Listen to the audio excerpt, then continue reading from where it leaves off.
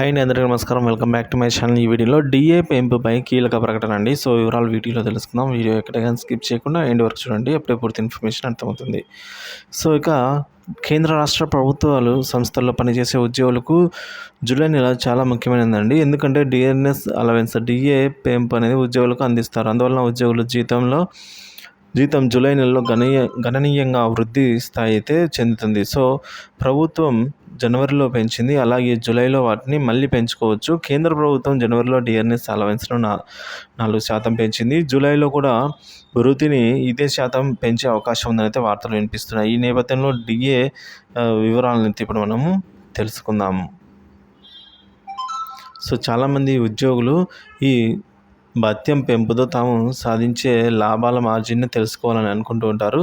So for suppose 50,000 basic salary ఉంటే అతనికి DA అనేది 4% పెరిగినట్లయితే దగ్గర 2,000 రూపాయల వరకు అయితే పెరుగుతుందండి శాలరీలో బేసిక్లో. ఒక ఉద్యోగులు తమ డిఏ అలవెన్స్ రూపంలో అయితే 2,000 పెరుగుదలను ఆశించవచ్చని నిపుణులు చెప్తున్నారు.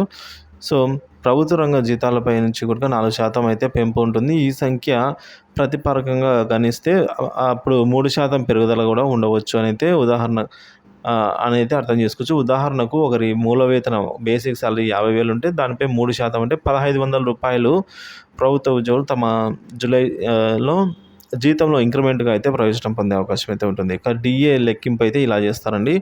ఎలా అంటే ఆల్ ఇండియా ఐడబ్ల్యూకు సంబంధించి 12 నెలల సగటు శాతం ఆధారంగా డిఆర్ పెంపు నిర్ణయించడం జరుగుతుంది. ప్రభుత్వం ప్రతి సంవత్సరం జనవరి 1, జూలై 1 తేదీలలో అయితే అలవెన్స్ను సవరించినప్పటికీ నిర్ణయం సాధారణంగా మార్చిలో అయితే ప్రకటిస్తారు. సో 2006 కేంద్ర ప్రభుత్వ ఉద్యోగులు పెన్షన్దారుల కోసం డిఏ లెక్కలను లెక్కించేందుకు కేంద్ర ప్రభుత్వం అయితే ఈ విధంగా ప్రకటన అయితే చేయడం జరిగిందండి. ఇక హెచ్ఆర్ఏ గురించి ఇన్ఫర్మేషన్ ఏంటంటే డిఆర్ఎస్ అలవెన్స్ జీతం పెంపుతో పాటు ఇంటి అద్దె అలవెన్స్ కూడా పెరుగుతుంది. సో యాజమాన్యం అందించే ఉద్యోగి జీతంలో ఒక భాగంగా అయితే ఉంటుంది. అతను లేదా ఆమె ఇంట్లో నివసిస్తూ ఉంటే మాత్రం మినహాయింపు క్లెయిమ్ అయితే చేసుకోవచ్చు. అద్దె ఇంట్లో ఉంటే మాత్రమే ఈ క్లెయిమ్ అనేది వర్తిస్తుంది.